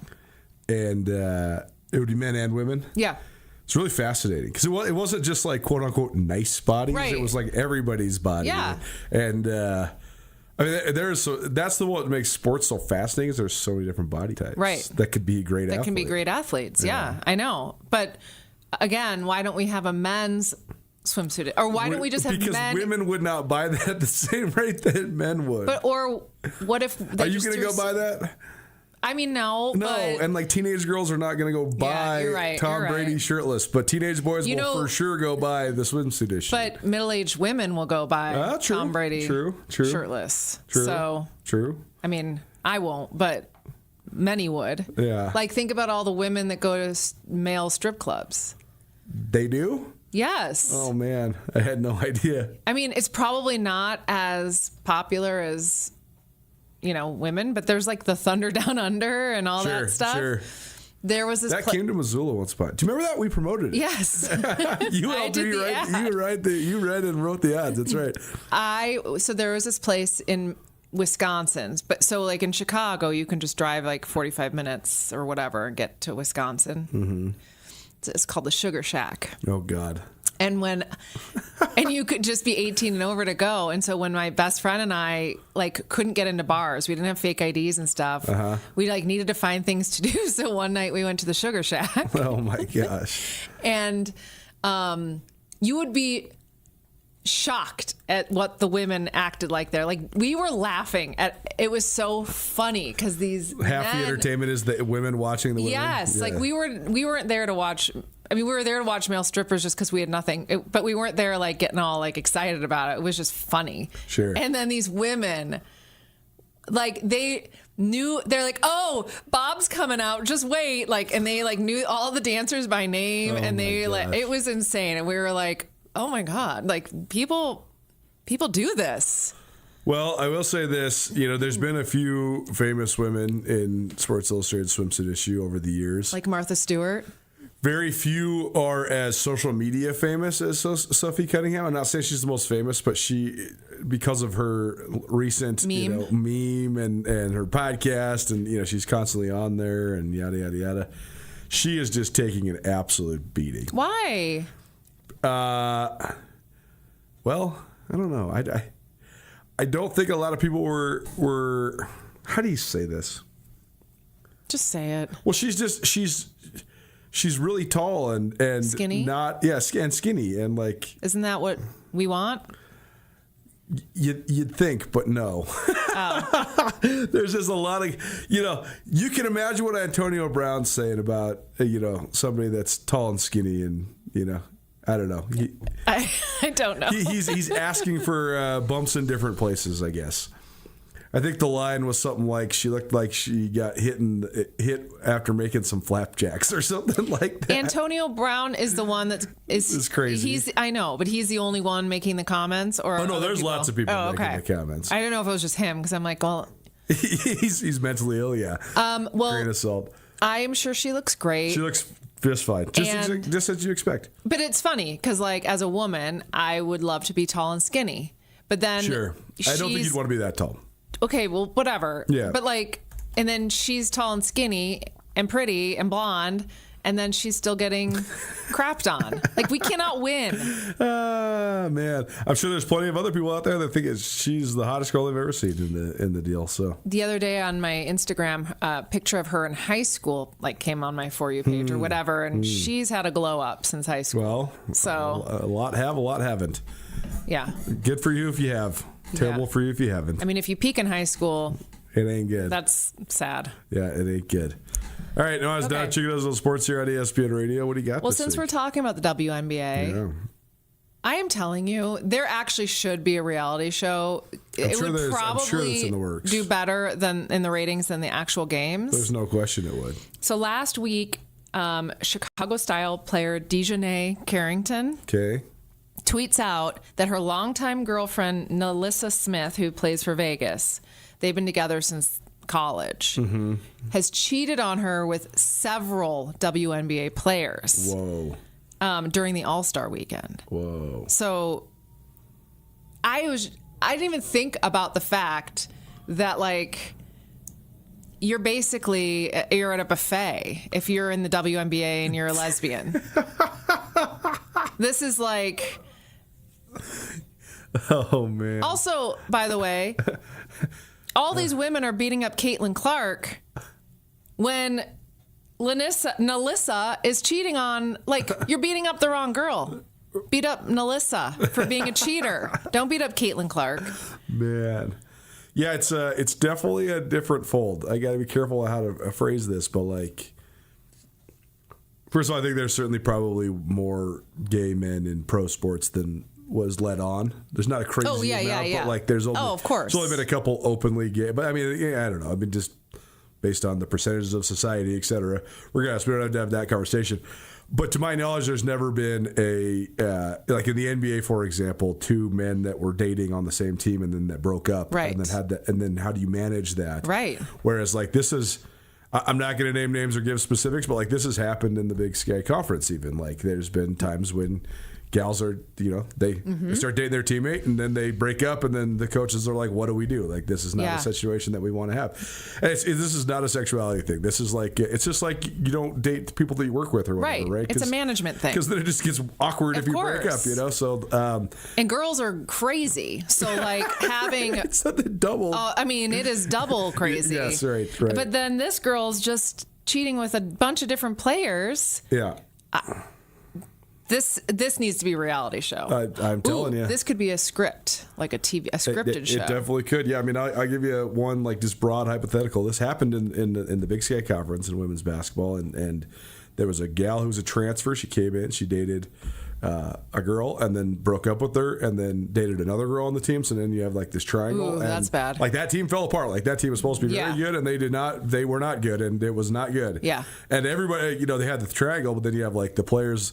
Some players are on this girl's side. Some players are on this girl's side. Then the coaches are like, what do we do? You guys got to knock this off. Go date somebody else. Not great. Yeah, I didn't, until this story broke, I never really thought about it, but I was like, oh, this could be bad. Well, this is just like the old school Lakers days, right? When Kobe Bryant was there, when Dwight Howard got to LA, Dwight Howard was infamous for his womanizing? His nightlife activities. Mm-hmm. He was doing a lot of extracurriculars and staying up late and doing a lot of different things. If you want to do the research on what he was actually doing, not safe for work. Googling it now. Not safe for work, but you certainly can. But that's as much as we can say about it on the radio. But Kobe Bryant got all sideways at Dwight Howard. And he's like, I don't care who you date or what you do, you cannot show up to practice or to games after you've been staying up till 4 a.m. the night before. Like, you got to be a professional, man. Like, use your nights off when your nights are off, but like, you cannot be going out to all into the night and doing all this, blah, blah, blah. Well, Kobe was saying that because his girlfriend had a curfew, probably. Well, he was dating a high schooler. At the beginning, yes, for sure. Well, Kobe had his own. He's like, I have to be home by 11. He was also, speaking from experience, because Kobe Bryant once upon a time stayed up too late, and he got himself in some serious trouble, and was charged with sexual assault, et cetera, et cetera. So, anyways, I mean, that made those Lakers fell apart because Dwight Howard was like, you can't tell me what to do, and Kobe's like, well, trying to win a championship. Yeah. Man. Like, again, I'm not trying to tell you what to do. I'm just trying to tell you when you can do it, basically. Dwight Howard, did he end up in Miami? He got traded a million times. Where did he? I'm trying to remember who I'm thinking of. Is it Dwight Howard? Did he marry? Is he married now? Nah, he was married to a woman, but then he got in a whole bunch of stuff with these other people. All right, I got to Google. I think I'm we've already gone down this road before. We almost probably got close to canceled. So you say that every week. No, I know the Dwight Howard stuff is really risky though, and like, you can't really talk about it on the radio. Like, he had some really weird interests. Let's just say that. I feel like we've talked. I know we've talked. Own, but we don't kink shame here. Hey, exactly. Like Kobe was telling him, well, I'm not kink shaming. You can do whatever you want. Just don't be do home it. By just midnight. Don't be showing up all tired and hungover. So. Yeah. Okay. All right, check out those little sports here on ESPN Radio. What else you got? All right, Tony Romo got in trouble this week. He was golfing in Wisconsin and got pulled over. Have you seen the video? Oh yeah. I mean, is this the first time that somebody's like DUI video has actually like improved their public ratings? Has it? Oh yeah. Why? Because people think it's so endearing. I'm sorry, what? Oh yeah. Who thinks getting a DUI is endearing? Well, when he okay, so Tony Romo's career was completely wrecked by injuries, right? Yeah. And he's getting a little older. He's in his mid-40s now. Yeah. So when they asked him to do the field sobriety test, he says, "Well, I have a lot of football injuries. Can I stretch first?" Yes, I saw that. And he stretched on the patrol car. He's like doing hamstring stretches. Honestly, I feel that. I mean, if you've seen the video, it's pretty clear that Tony Romo, for the first 5 minutes, thinks he's going to get out of it, and for the next however long, he's like, "I'm gonna go to jail." But he's got a goofy smile the entire time. I'm just gonna go full send, you know, like whatever. She already thinks I'm drunk. She's taking me in. Like, I was at the golf course. I'm done. I'm going to jail. Yeah, he had like buzz balls or something in his backpack. Oh, that's good. Yeah, and he had said he didn't have anything to drink. This is so fascinating. With people that make millions of dollars drink bum liquor. Also, like, why? Also, take an Uber. What the heck is wrong with you? Right, take an Uber. or get a ride or whatever. He really wanted his lawyer, and they wouldn't let him call his lawyer. And then he was like, well, can I call my parents? And I did love that no matter what age, he still needed his mommy. It was so funny. So when I played in the Country Club member guest tournament a couple weeks ago here in Missoula, on Saturday, the tee times are split. So half the groups go off in the morning, and then they're done like by early afternoon. The other half go off in the afternoon. They're not done until evening. But that's the last day of the tournament. It's a Thursday, Friday, Saturday. It was literally like looking at like elementary school kids lined up for the bus for their Ubers, because every guy is just sitting there waiting for their wife or their daughter or the Uber to come pick it, because everybody's like, I'm not driving there. I don't know what the future is going to hold. And most of the time, you get to Saturday and everybody's so tired they haven't even drank anyways. Yeah. So there's like a couple of my buddies were sitting there like, well, I knew I should have driven, but I didn't want to make my wife mad, so here I am, just sober as a bird, waiting for my ride, waiting for my daughter to come pick me up. It's pretty funny. I love that. The point of the story is Tony Romo, get an Uber. Get an Uber, Tony, but also watch the video if you haven't seen it, guys, because it is goofy. Hilarious. I mean, I wouldn't say it's endearing, but it's funny. Yeah, well, some of the edits that people have made yes, has become pretty I have funny. seen a lot of the edits. They're really funny. Yeah. They're like, do you have any concussions? And then they just show him like thinking and all of his injuries. And yeah, when that news first broke, I confused him with who was the Jesus-y player, the one who always prayed or did like some Jesus thing when he'd score a touchdown. Man. Oh, God. Anyway, that's who I thought it was at first. And then I realized it was Tony Romo. Tim Tebow, yeah. Wow. You're the first person in the history of time that have confused those two guys. Well, I mean, it was like just for a minute. You're the chick who doesn't know sports. Yeah. But yeah, those two are completely dissimilar. Yeah. Tony Romo, his mugshot is hilarious. Yeah. He just looks like such a goofball. He's wasted, though, I guess. He's definitely wasted. Yeah. Yeah. I guess if I were famous and I got arrested, I would want my mugshot to be really good. I also think it's pretty clear in that video that the gal who's arresting him doesn't know who he is. Right. She seems pretty young, and he's been out of football for a while. But he's still on TV, but... I actually appreciate that. Yeah, I do too. It's just really interesting because like there's the part where she's like, why do you need to stretch? And he's like, well, I had some injuries. And then she asks about the concussions, and he's like, yeah, I had a couple of concussions. He had like so many concussions. He's probably got CTE. That's what he should have just blamed it on. He might have CTE. I think everyone does. So. No, football's not good for you. It's my diagnosis. Okay. Carol and the doctor in the house. That's right. All right, what else you got? All right, real quick. LeBron is going to Philadelphia. Yes, he is. Apparently, he plans to live in New York City and commute to Philly via helicopter. Is it his helicopter? I don't know. Is he buying a helicopter? I mean, I guess he could. Unclear, but also maybe don't do that. I don't know. Why? Why? I'm going to let you just come to this conclusion. Oh, right. Kobe. Yeah. Jeez. I mean, I just think you're like, also, that's really bad for the environment. Yeah. Like, just live in Philly. If you're going to play for the team, live in the city you're playing for. Yeah. Well, man, I don't know how I would do this.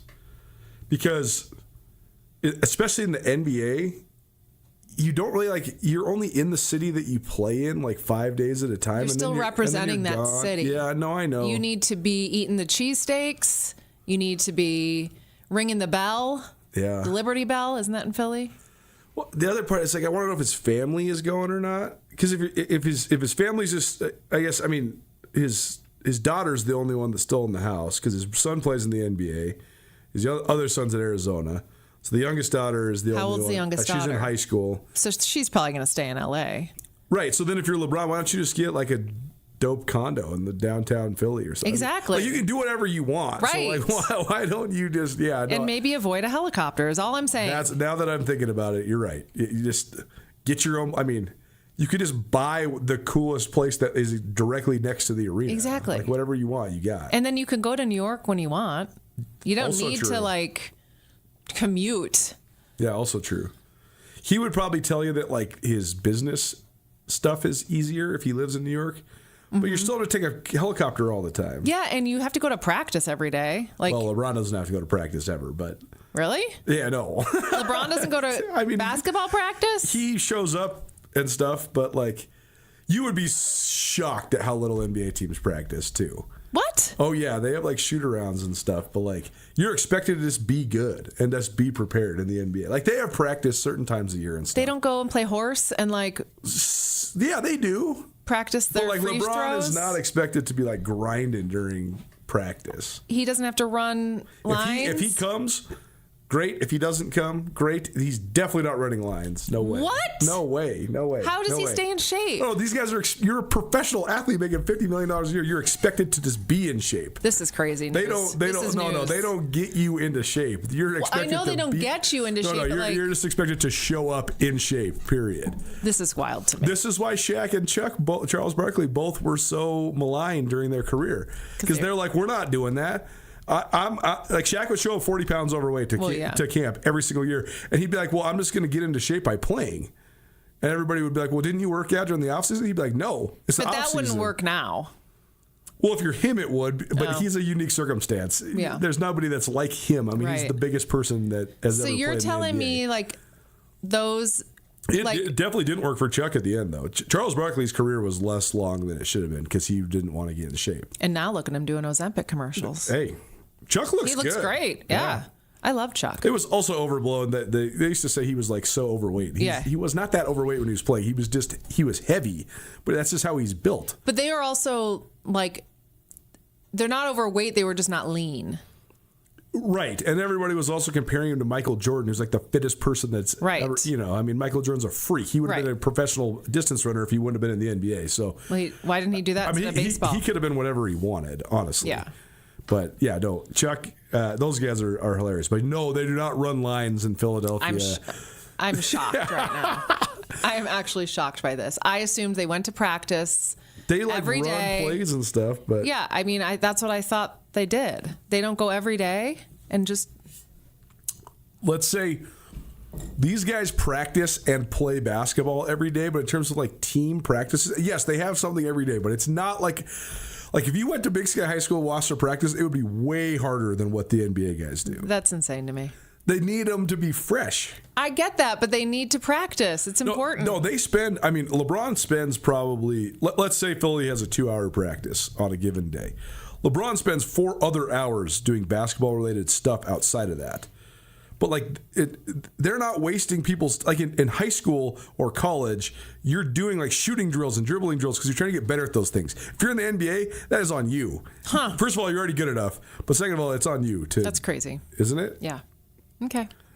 But there also is like young teams that, so I'm on a tangent now, but Tom Thibodeau was the head coach of the New York Knicks before Mike Brown. Tom Thibodeau, the Knicks were in the playoffs last year, and they fired Tom Thibodeau because he was the guy that was like making them run lines and do stuff. And all the players were like, this is wearing us out. It's killing us. This is why we got. And then they hired Mike Brown, who's the old LeBron coach who does nothing. They just have good chemistry and have fun, and they won the championship. So there's a method to the madness. I guess. I mean, like Phil Jackson's practices back in the day, you're like doing yoga and meditating and getting zen. I love that. You're hardly doing basketball. That's okay too. But I really thought that it was like in high school when you go to practice after school, like here. Every once in a while, at certain times of the year for sure, but like in the middle of the year, not at all. Because I mean, like in the NBA, they're playing games. Like the NBA, once every 6 weeks, you got to go on a 10-day road trip where you play 7 games. Yeah. So like, it would be way too tiring to practice. I guess I learn something new every day. Yes, you do. Chicken doesn't know sports. Teacher, all about the NBA practice schedule. What else you got? All right, I have one last story, and it's really cute. So J.J. Watt, is he the nicest man in the universe? Yeah, he's so nice. So I don't know if you remember back during World Cup talk, he had there was that really cute German guy who was like tweeting, and he got really popular with all his tweets. Yep, the guy was traveling around America. And J.J. Watt gave him all this soccer stuff, and it was really cool. So last week, this man was in New York just like on vacation, and he tweeted out, I just saw my hero, J.J. Watt, at breakfast in Greenwich Village, but I was too shy to say hi. And he's like, I'm just regretting it. Like he tagged J.J. Watt, whatever. J.J. Watt replies, hey, are you still in New York? And the guy's like, yeah. He's like, let's meet for a drink. Wow. And they met for a drink at a bar in New York. And how sweet is that? It's so cool. I love that. Yeah. So now he's my favorite. JJ Watt's a great person to be your favorite. JJ Watt is an awesome story. He's an awesome dude. One of the best players ever. And that's great. And he plays for the Giants? He doesn't play for anybody anymore. He just doesn't play anymore. Retired, okay. Yeah. Well, he's had a lot of injuries. Okay, so he's my favorite retired ex-player. He's doing TV now. Well, but he's from Wisconsin. Okay. Yeah. He was little compared to how he is now. I mean, he's 6'7", 300 pounds now, but he was tiny. He was a little guy. Well, not little, but he was a lot smaller coming out of high school, and then he went to a small school, but then he grew, and then he went to Wisconsin, and then he went to the NFL. And well, he seems like a real doll. Yeah, his brother is awesome too. His brother still plays in the NFL, plays for the Steelers. So, and his brother's name is TJ. TJ, good job. So, do they not just name their children? Yeah, I don't know. What's TJ the deal? and JJ. I don't know. I don't know what the deal is. I don't know the origin of that. Well, I need to know. I'll find out. Well, that's really cool and great that they were giving back and that he got to spend some time. That the fan got to spend some time with JJ. It was really cool. So I feel like if you're out there and you see someone and you want to meet them, shoot your shot because you never know. You never know. They might come have a drink with you. Well, speaking of famous people. This has been lighting the internet on fire for the last couple of days. Did you see that Montana State Bobcats went to the White House? I did. I said this earlier this week, and I got to say it again because it's just been bothering me. There's been so many posts about this on social media. It's obviously a huge deal, and I understand that we live in a very polarizing political climate, but there's been a lot of people that have been talking smack about the Cat guys for being excited about going to Washington, D.C., and I just think that that's ridiculous. I agree. Like you can think that Trump is Satan. That's fine. That's your prerogative. And I'm not telling you what I think about any of this stuff. But like the fact that these kids are getting roasted for being excited for being in the Oval Office, it's like, what do you mean? Right. What an opportunity. I don't care who's in office. It's a neat opportunity. And then people were commenting just all sorts of stuff, and I'm like, these are kids. Like they've just won the national championship. They were invited to the White House. Let them live. Like when they're in the Oval Office, Trump said something to Josiah Oswego, who's like a freshman defensive tackle. Trump was like, "Do you think I could get through you?" And then Oswego's like, "Me? I don't know." It's like 19 years old. Yeah. But like social media was roasting him, like that guy shouldn't even be there. I can't believe he would go on the trip. It's like, what are you talking about? Yeah. Of course you go on the trip. You have to go on the trip. I agree. From a life experience, you have to go on the trip. But also, what are you gonna do? Is like ditch all your teammates and not go? Like, no, it's not happening. Well, and then because the media is the way it is. They said Trump. There was a headline. One of the guys let Trump see his ring. Yeah. And Trump like walked away as a joke. He did. But it's like Trump tries to steal kid's ring or whatever. And I'm like, oh my God, like please just stop. It's so annoying. I thought the boys looked so cute and they were all dressed up. And did you hear that story? What? So a local business owner in Bozeman bought all 92 of them new suits. That is so sweet. Said you guys got to have it. You're going to the president's office. Here you go. So everybody got custom fit suits. And those suits are big on those boys. Yeah. That's really sweet. Yeah, that was pretty cool. Yeah, I thought they all looked really cute and they were like super respectful. And I mean, they just all looked like such upstanding young men. Yep. Cool experience for them. Yeah. They're probably really tired, though, because they had to go there and back in basically a day. A day, yeah. And then fall camp started yesterday, so they basically were in D.C. and then straight into practice. So no rest for the weary. But that's quite a deal. Talk about like capping your year of celebration, right? You get to go to D.C., go to the White House, and then football starts the next day. It's kind of like that. I'm sure Vegan's using that. I'm sure Coach Vegan's saying, hey, boys, that was the peak. Now it's a new season. Yeah. Forget about that. We're on to the next one. We're done, yeah. So this morning I was on Facebook and the University of Montana football were showing all the freshmen moving in for camp, and it was like rookies or whatever. And they were so little. I mean, they're big, but they're just little babies. Yep. It was so cute. I was like, oh, these little guys. Yeah, it's a interesting time in a young man's life, that first couple weeks when you move into the dorms and you're doing fall camp. Yeah. Woof. Looks like a blast. Oh, man. Here's what I want to know is I want to know if it's going to be less crazy without Bobby Hauck around for the Grizz. I think this is going to be a really cool year. Coach Hauck's fall camps were infamous. You're talking about like what you envision of NBA practices. That's what Bobby Hauck's fall camps are like. You're running the whole time. It's running and sprinting and do they practice on the field? They do it at Dornblazer. Okay. But the bubble's broken. Bubble's broken. Yeah. No, so they practice outside. They usually do Dornblazer or River Bowl. I see. Okay, cool. Grass, easier. Well, good luck to all these boys on all the teams. Good luck to everybody that's going into fall camp. It's exciting. I don't know why I'm excited this year for football season. What do you mean? You're getting into it. I guess. You went to the Super Brawl last year. I did. You got the fever. I know. I'm so excited. I'm just excited for all of it. I'm not excited to send my child away again. Yeah. But I'm excited. Well, hopefully you can dodge some Taco Dollar bullets. Yeah, hopefully this year. Taco doesn't take him out. Which, by the way, Taco and a couple of the players announced they will be off social media 100%. Which is rich. It's rich. What do you mean? Well, I mean, I love the Dollars. Taco's also like one of the greatest like Twitter, first of all, users, but also like he gets it. He defends himself. He defends his people. So, if he can do it, if he can stay away from it, I think that's good. I think it's healthy for you. My only it's just funny because he's gone after it. My only issue with him not being on social media is he's not going to see the sweet, hype videos that Ben makes for the cats, and I really want him to see those. So there you go. He's going to have to figure that out. Maybe they'll win the national championship again, or maybe at the end of the year, regardless of what happens, and then he'll unlock it. He'll just have all the collab in. I hope he can do it. I say it almost every day that I'm not going to be on social media, and then there you are scrolling. Yep, man. All right, check out those sports probably presented by Hot House Yoga. Appreciate Hot House. You done any headstands on any paddle boards lately? No, I was going to go on Sunday and I chickened out. Maybe I'll go this Sunday. And I've actually not been to yoga this week, and I am very upset about it. Well, it's a great thing going always, but especially when it's smoky outside. Good place. You can get down there in the basement. It's contained. They filter all the air, no matter what, even if it's not smoky. Yeah. It's a great place to breathe and get your sweat on and all that. So appreciate Hot House Yoga. Downtown Missoula. You can also check them out online and on the Mind Body app, and they are proud to help us with the Chicken Doesn't Know Sports every week. Thank you. Thanks.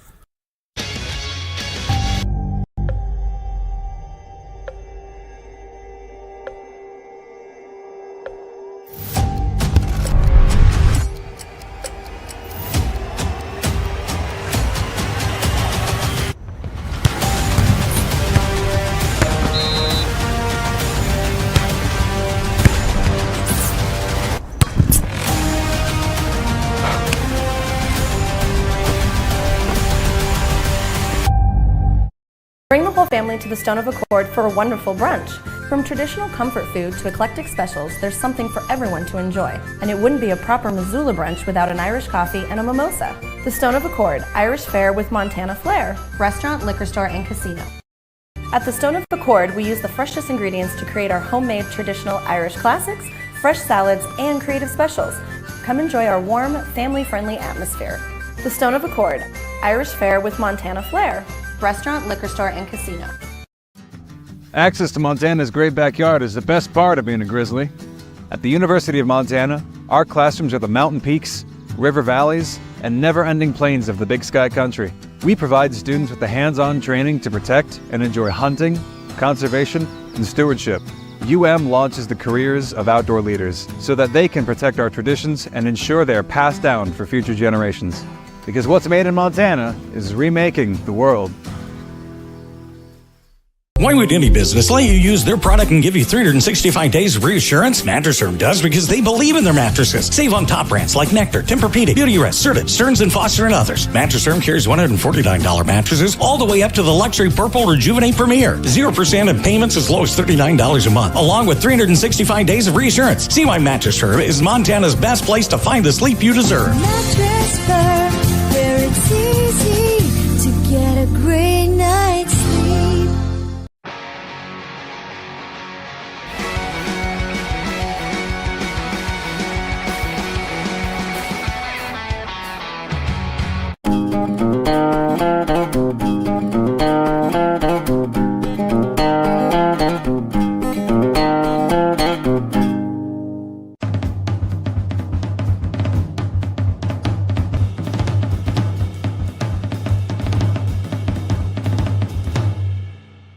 Mountain Town Vacation Rental Management, your local partner for vacation rental success. We provide a fully customized hosting experience tailored to your needs and goals. Your home is listed on every major site, helping you maximize visibility and bookings. And our local team is available 24/7 to handle guest needs and booking inquiries. Let us take the stress out of managing your vacation home. Contact us today at mountaintownvrm.com or give us a call at 406-369-3080. ESPN Missoula Sports Center.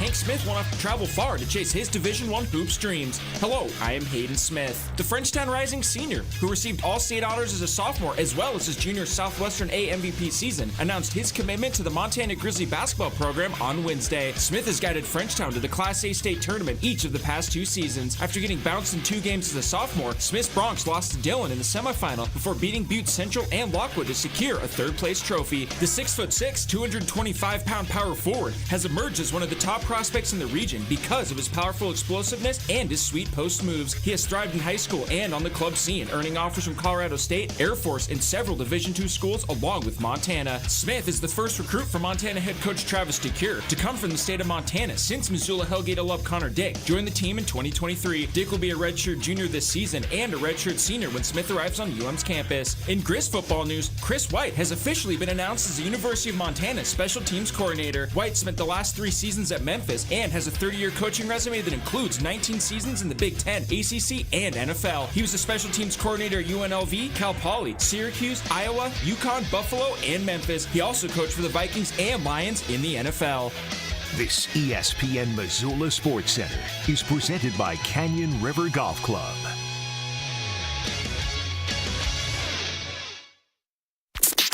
This is Nuanez Now on 102.9 ESPN Radio Missoula.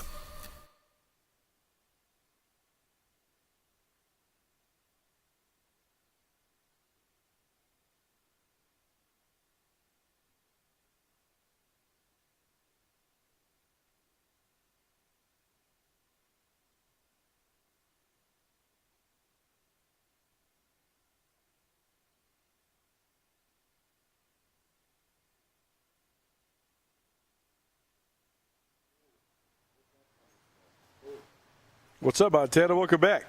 It's ESPN Radio, coming to you live from Cache One Pond. Cache One Pond, the premier pond shop in western Montana. Shop online, Cache One Pond. That's cache1pond.com. Also, if you need quick cash, swing out by their showroom out here on Roller Coaster Road. Shout out to our friends at Red's Bar. Red's is a almost like a museum. They have so many things in there. Upstairs, great. Downstairs, even more fascinating. This magazine that they gave me, if you're watching on TV, I'll show you this. This is the Montana Sports Magazine, tournament issue, 1968. If you're not watching on TV, sorry. If you're on the radio, I can't help you. But we appreciate you for listening on the radio.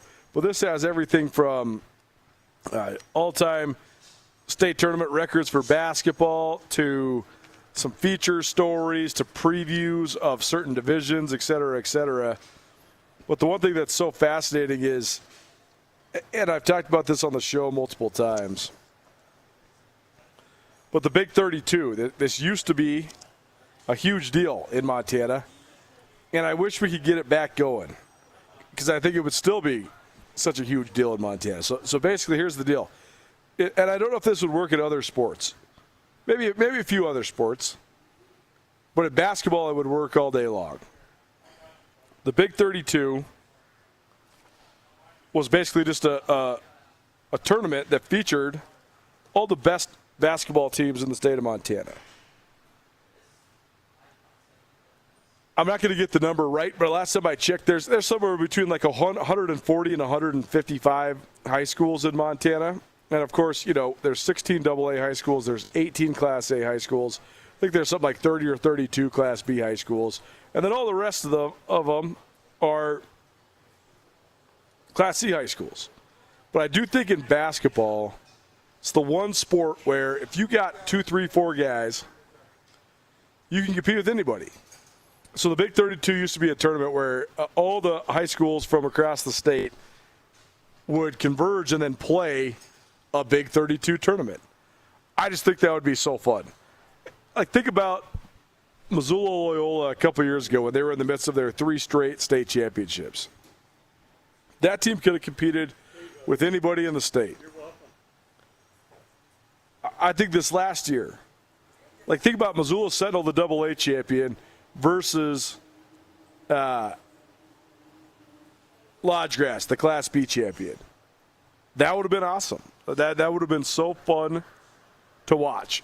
Contrasting styles. But again, if you only, I mean, in hoops, if you got 2 or 3 great players, if you usually got 1 great player, and then a solid team around him, all you need is 6 or 7 guys, and you can be very competitive. So they used to do this in Montana. I would love to bring it back. It would be so fun. So thanks to our buddies at Reds Bar for loaning me the magazine. I just got this about, I don't know, earlier this week. So I haven't had a chance to go through the whole thing. But one of the most fun parts is going through the ads that are in here too.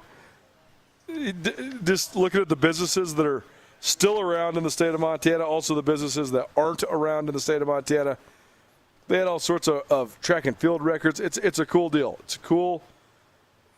I wish that this sort of stuff still existed, because I think it's important. It's an archiving of history.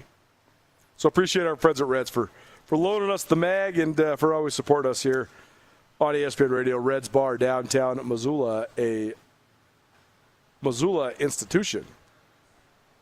On the basketball note, we'll talk about some prep hoops, some prep sports on the other side. Don't change that dial. Keep it right here. It's 129 ESPN Radio.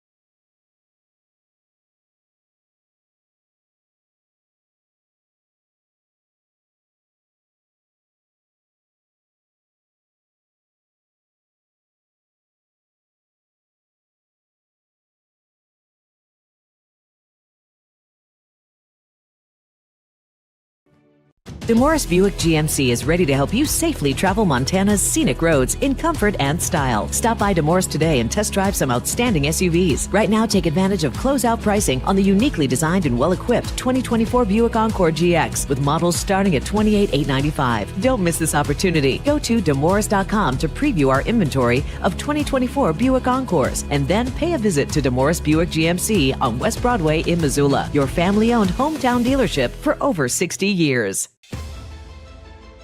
It's easy to see why Montana is the treasure state. At the University of Montana, we look inside. We see an old truth with fresh eyes, that Montana's greatest treasure is its people. So whatever tomorrow brings, we meet it the only way we know how, with a mind for making. Because what's made in Montana is remaking the world. Missoula's coolest hotspot. 1, 2, Nuanez Now on ESPN Radio.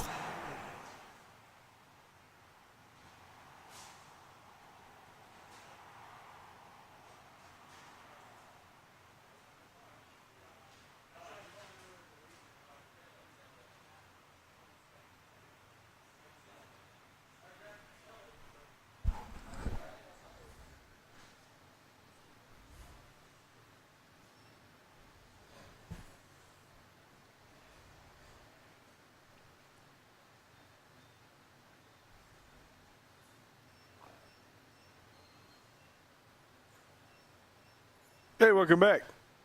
Nuanez Now, ESPN Radio. Appreciate you for kicking it with us. Appreciate our guys at Cash One Pond for setting us up. Always fun to be out here. If you have not been out here, you should come check it out. They got all sorts of, I was just checking out their both guns and knife selection, and they got a whole bunch of stuff. I mean, all sorts of great stuff at great prices. You can also check out their inventory online, Cash One Pond. That's cash1 pond.com.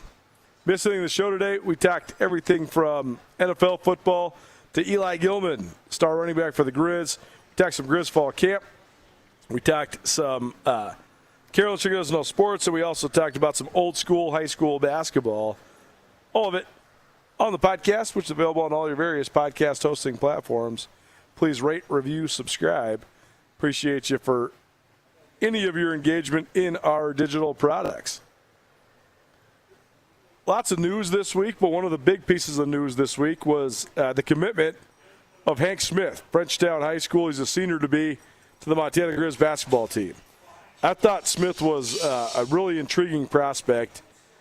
He's sort of a tweener because he's 6'6", and he's like a power forward, but he can handle the ball. He's not just athletic and explosive, but he also is skilled. He can shoot it a little bit, but he certainly can get to the rim, and he's powerful. He's a great rebounder. He's a double-double machine in high school.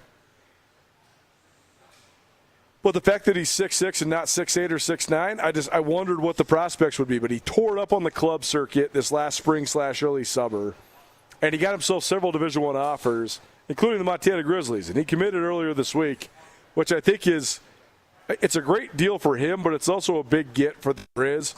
I think the Grizz have taken a bath a little bit the last little while because of the fact that Lincoln Rogers is a kid that's at Missoula Sentinel who's 6'9" with a great handle, and 6'8", whatever. I mean, he is D1 tall with a D1 frame, at least in terms of his length and height.